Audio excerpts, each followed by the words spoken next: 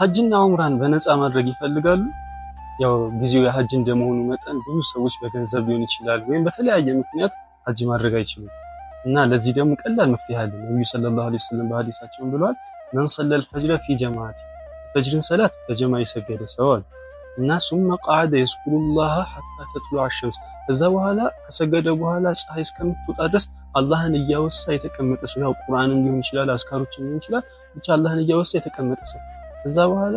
ሱመ ሰላ ረካዓተይን፣ ከዛ ሁለት ረካዓን የሰገደ ሰው፣ ያው ሰላተል ኢሽራቅ ወይም ዱሃ የሰገደ ሰው ካነት ለሁ ከአጅሪ ሐጀቲን ወዑምረቲን ታመቲን ታማል እና ይሄ ሰውዬ የተሟላ ሐጅና ዑምራ አጅር አለው አሉ። ሶስት ጊዜ የተሟላ ሐጅና የዑምራ አጅር አለው አሉ። እና ምን ያደረገ ሰው አጅርን በጀማ የሰገደ ሰው ከዛ በኋላ አላህን እያወሳ እስከ ጠሉዐ ሸምስ ፀሐይ እስከምትወጣ ድረስ የተቀመጠ ሰው ከዛ በኋላ